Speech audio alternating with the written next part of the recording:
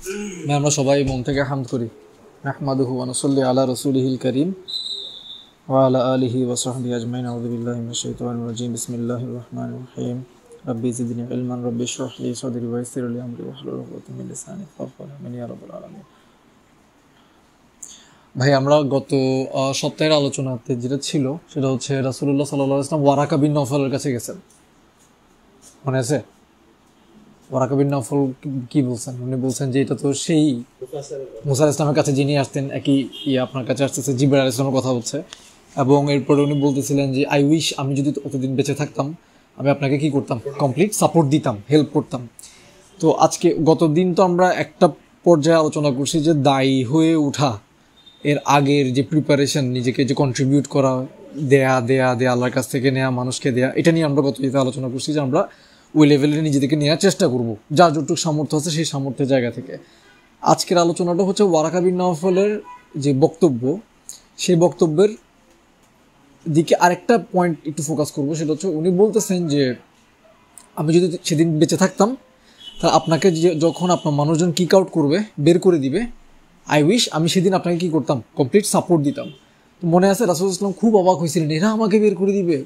অবাক হওয়ার কারণটা কি ছিল বলেন তো? সমাজে উনি খুবই প্রতিষ্ঠিত, সমাজে সবাই খুব ভালোবাসে, উনি সবাইকে ভালোবাসে, মেনে নিতে পারতেছিল না, ওনার একটা অ্যাকসেপ্টেন্স ছিল। তো অ্যাকসেপ্টেন্সটা নিয়ে কথা বলতেছিলাম যে ওই অ্যাকসেপ্টেন্সটা তৈরি হয়েছে গত 40 বছর ধরে। এখন উনি মানতে পারতেছে না, বিকজ এই অ্যাকসেপ্টেন্সের পর কিভাবে একটা মানুষকে বের করে দিতে পারে। সো আমাদের আজকের পয়েন্টটা হচ্ছে ওয়ারাকা বিন নওফল যে বলতেছেন যে আই উইশ আমি যদি সেদিন থাকি, আমি আপনাকে কি করব, কমপ্লিট সাপোর্ট দিব। তো এখানেই হচ্ছে আমাদের জন্য আরেকটা লেসন পয়েন্ট, আমরা নিচ্ছি কিনা সেটা হচ্ছে, দেখেন আমরা একদম সিরার শুরুতে বলছিলাম রাসূলুল্লাহ সাল্লাল্লাহু আলাইহি ওয়াসাল্লামকে যে আল্লাহ সুবহানাহু ওয়া তাআলা নির্বাচন করছেন শেষ নবী হিসেবে, এবং যে টাইমটাতে নির্বাচন করছেন এবং শেষ নবী হিসেবে নির্বাচন করছেন, এটা উদ্দেশ্য কি? ওনাকে সর্বশেষ নবী হিসেবে নির্বাচন করার পিছনে উদ্দেশ্যটা কি মনে আছে? সমগ্র বিশ্ববাসীর জন্য তো তিনি নবী হওয়ার মাধ্যমে তিনি কি করবেন?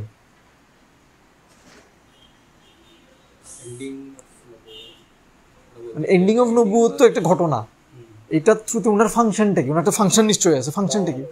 দাওয়া দেয়া, মানুষকে আগুন থেকে বাঁচানো, মানুষকে জাহান্নাম থেকে বাঁচানো, আল্লাহর দিকে নিয়ে যাওয়া। কারণ মানুষ আল্লাহর দিক ছেড়ে জাহান্নামের দিকে চলে যাচ্ছে। শর্টকাটে বললে তো এটাই, মানুষ নিজেকে ধ্বংসের মুখে ঠেলে দিচ্ছে, আল্লাহকে ভুলে যাচ্ছে। তো মানুষকে আল্লাহর কথা মনে করাই দেওয়া, জাহান্নাম থেকে বাঁচানো। আমি কি ঠিক বলছি কিনা? এটাই তো সামারি।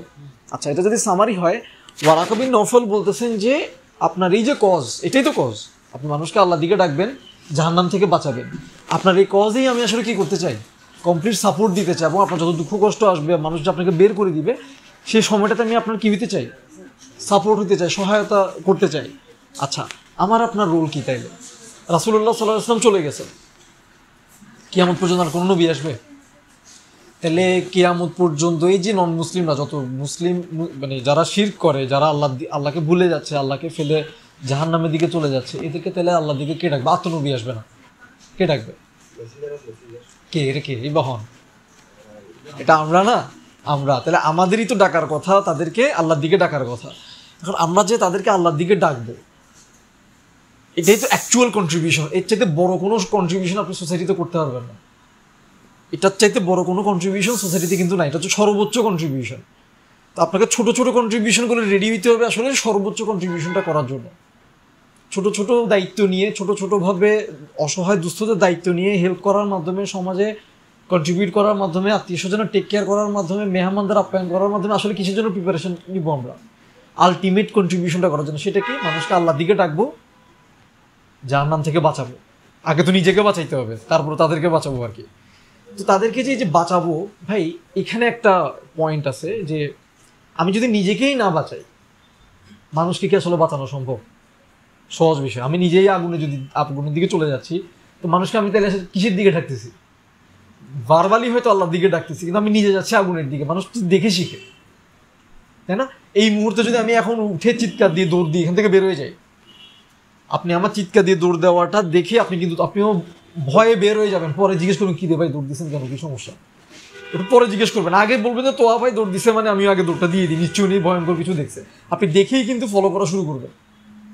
তাহলে জাহান্নামের যে আগুন, ওটা থেকে আপনি যে বাঁচার জন্য দৌড়াচ্ছেন, পালাচ্ছেন, এটা দেখে মানুষ অটোমেটিক্যালি বলবে কি রে এই লোকটা এরকম কেন, সে অটোমেটিক্যালি সে বাঁচার চেষ্টা করবে, পরে সে বুঝাতে ট্রাই করবে এরকম করতেছে কেন, কি রে ভাই আপনি সবাইকে সব কিছু দিয়ে দেন কেন, আপনি এত দয়ালু কেন, আপনি এত জেনারাস কেন, আপনি এত কাইন্ড কেন, আপনি এত নাইস কেন, আপনি দেখি যে টাকা আপনার পকেটে ঢুকার আগেই বের হয়ে যায়, আপনি দিয়ে দেন।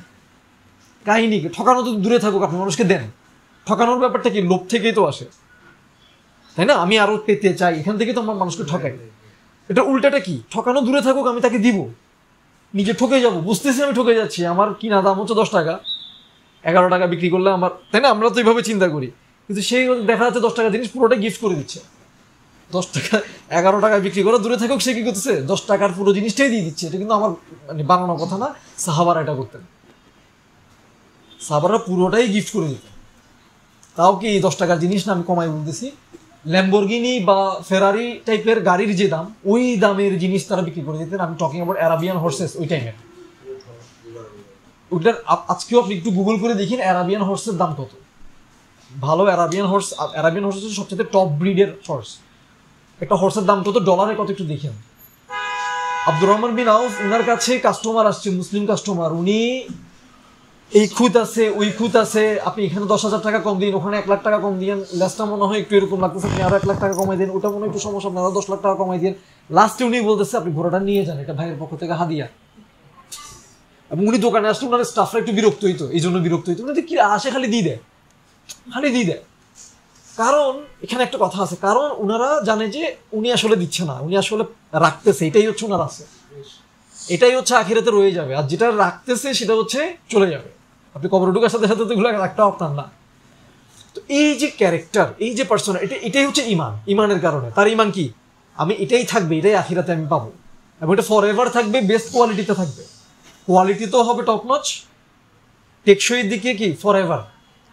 তো উনি তো ওইটা কিনে ফেলতেছে।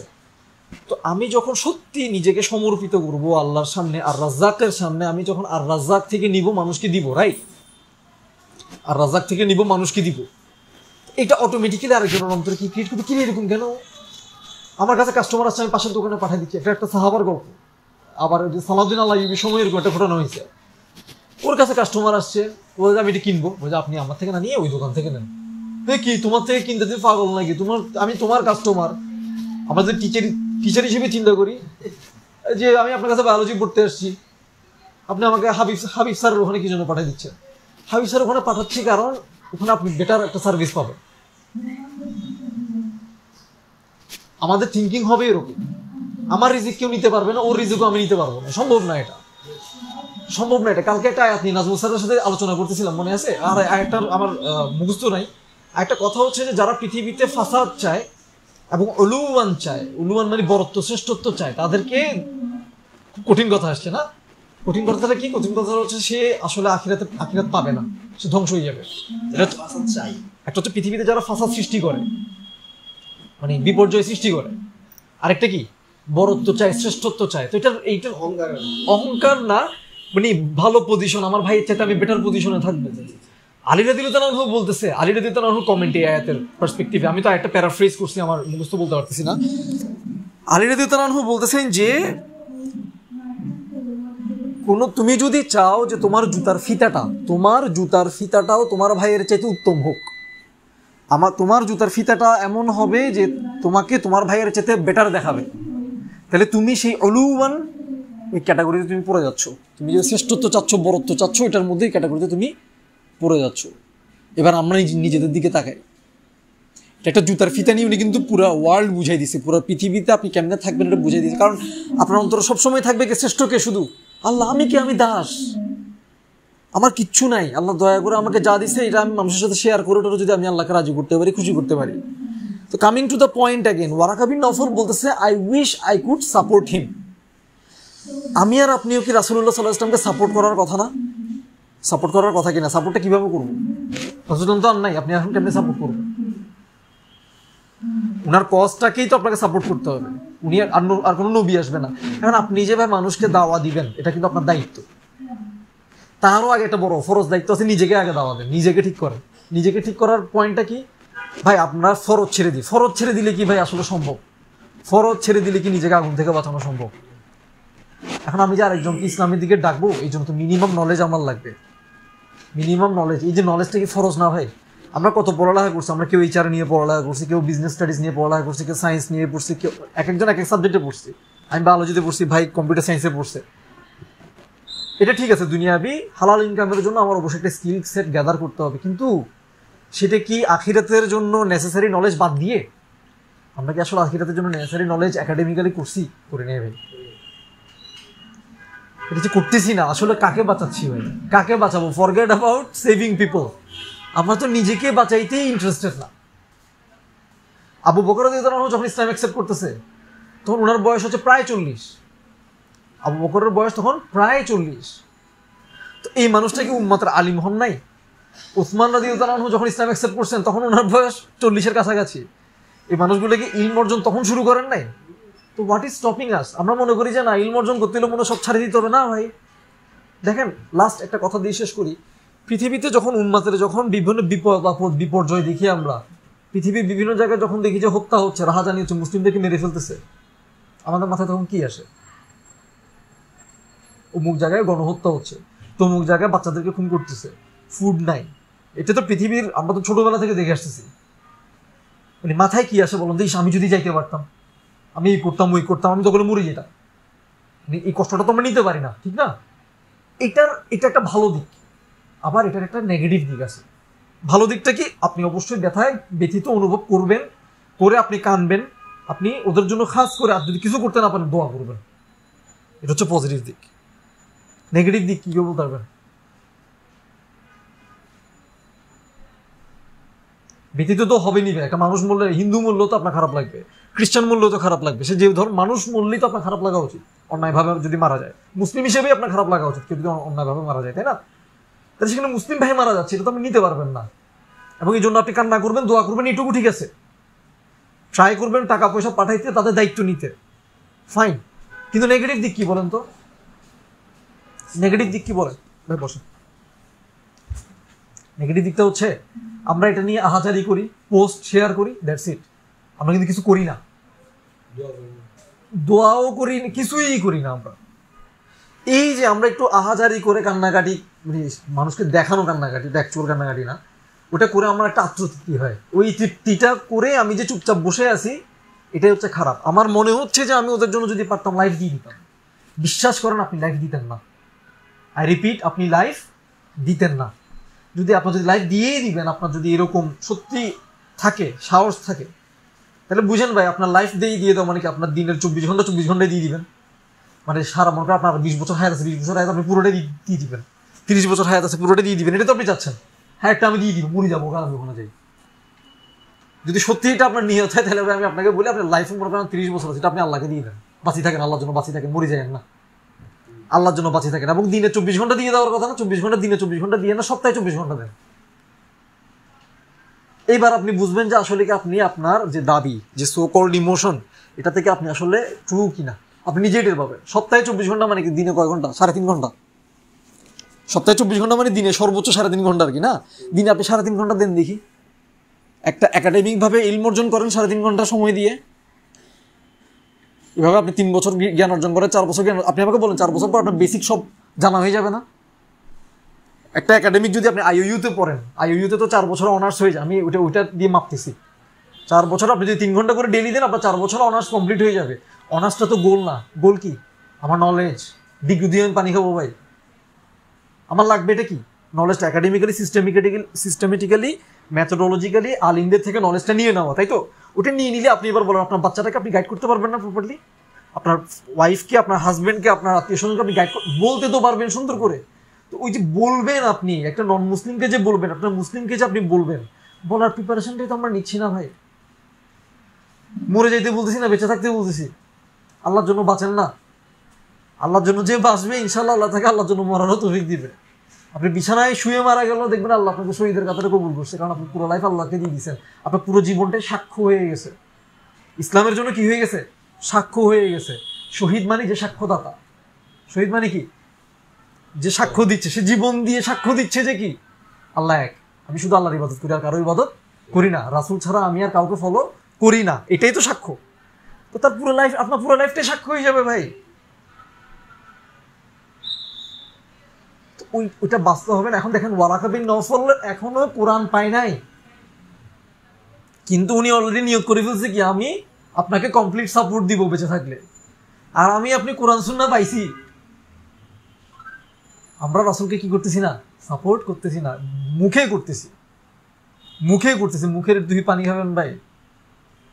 লাস্ট কথা ভাই, বিলিয়ন বিলিয়ন মানুষ মুসলিম না পৃথিবীতে, এরা আল্লাহর বান্দা না? আল্লাহ ক্রিয়েট করছে না দয়া করে, মায়া করে, আদর করে, তাদেরকে যত্ন করে বড় করতেছে না? আল্লাহ তো পালতেছে তাদেরকে ভাই। এই মানুষ জাহান্নামে যাবে আর আল্লাহ আপনাকে ধরবে না?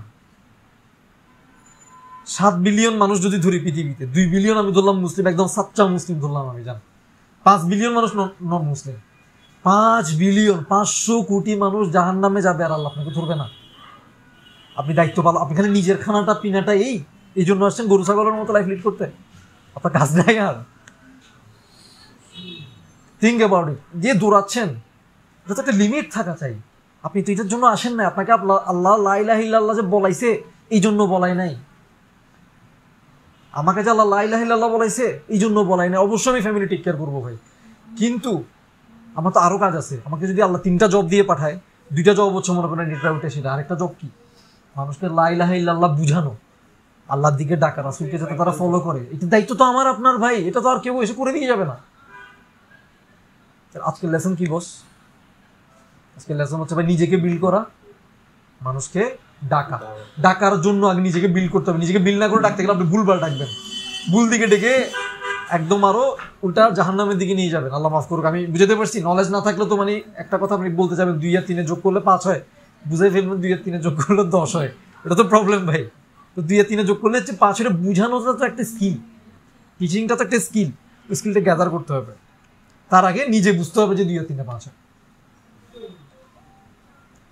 এই ব্যাপারে আমি অ্যাডভার্টাইজমেন্ট করতেছি না, জাস্ট বুঝার জন্য বলতেছি। উল্টো নির্ণয় কে উনি সর্বশেষ অপার্থিব 3টা বইয়ের নাম শুনছেন। এই 3টা বই কিন্তু আল্লাহর ব্যাপারে সত্যতা, রাসূলের ব্যাপারে সত্যতা, কোরআনের ব্যাপারে সত্যতা নিয়ে লেখা। দেখেন ওদিন এক ভাই ওখান থেকে একটা বই নিয়ে 100 কপি, কারণ সে দাওয়াটা দিতে জানে না, তো সে চিন্তা করছে আমি 100 কপি কিনে মানুষকে পৌঁছায় দেওয়ার তৌফিক আল্লাহ আমাকে দিছে, আমি এটা করি, এভাবে আমি রাসূলকে হেল্প করি। রাসূলকে হেল্প করা মানে কি? মানুষকে আল্লাহর দিকে ডাকা, আমি ওইটা মিন করতেছি। সে 100 কপি নিয়ে গিফট করে দিচ্ছে মানুষকে। আপনার হাতে টাকা নাই, আপনি কিনে গিফট করার দরকার নেই, আপনি কি করবেন? মানুষের মুখে বলেন যে ভাই বইটা আপনি পড়েন, এটা বললে আপনার কি খরচ হচ্ছে বলেন তো? থিঙ্ক অ্যাবাউট ইট ভাই। বললে তো আপনার কোনো খরচ হচ্ছে, কোনো লস আছে? লস নাই। আর টাকা খরচ করলে কি আসলে লস? টাকা খরচ করলে এটা কি লস নাকি অ্যাকচুয়ালি ইনভেস্টমেন্ট? সো আপনি বছরে 100টা বই দিতে না পারেন, 10টা বই দেন, 10টা না পারেন 1টা বই দেন। ওই সামর্থ্য দেয় নাই, আলহামদুলিল্লাহ। মানুষকে বইয়ের কথা মুখে বলেন, জানান যে এই বইটা পড়লে তুমি ক্লিয়ার হয়ে যাবে, তোমার ইমান ঠিক হয়ে যাবে অন্তত অ্যাটলিস্ট। রাসূল যে সত্য নবী এটা তুমি ক্লিয়ার হয়ে যাবা, কুরআন যে সত্যি আল্লাহর পক্ষ থেকে আসলে তুমি ক্লিয়ার হয়ে যাবা। এইটুকু উপকার করেন, মুখে বলেন। আমি এই 3টা বইয়ের নাম বলতেছি, আমি লিখছি এই জন্য না, কারণ এই টপিকের উপর আমি 3টা বই বাদে আমি বাংলায় আর কোনো বইয়ের নাম জানি না, বুঝছেন? আসলেই জানি না। আইমান ভাই যদি জানা থাকে বললেন কেমন? কারণ এই 3টা বই হচ্ছে আমরা যে আল্লাহ যে আছে, রাসূল যে সত্য নবী, কোরআন যে সত্যি আল্লাহর পক্ষ থেকে আসছে, এই ব্যাপারে যে প্রমাণগুলো দলিলাদি এগুলো সব এক জায়গায় করো। মানে আপনি পড়লে আপনার বেনিফিট কি হবে ভাই? আপনার অন্তত বুঝতে ক্লিয়ার হয়ে যাবে যে হ্যাঁ আমি সত্যের উপর আছি, এবং আপনি সত্যটা আরেকজনকে বুঝাইতে পারবেন যে দেখো এটাই ট্রু। বুঝাইতে না পারলাম তত বইটা ধার দিতে পারবেন, তুমি পরে আমাকে ফেরত দিও। আমার অন্যকে বোঝাতে আমি নিজের বুঝটা মানে অন্যকে বোঝানোর জন্য যে এভিডেন্স গুলো দরকার আমার। আলহামদুলিল্লাহ আমরা ভাই একটু নিয়ত করি, গোল সেট করি, আগাই। ঠিক আছে? সুবহানাকাল্লাহুম্মা বিহামদিক, আশহাদু আল্লা ইলাহা ইল্লা আনতা, আস্তাগফিরুকা ওয়া আতুবু ইলাইক। জাযাকুমুল্লাহু খাইরান।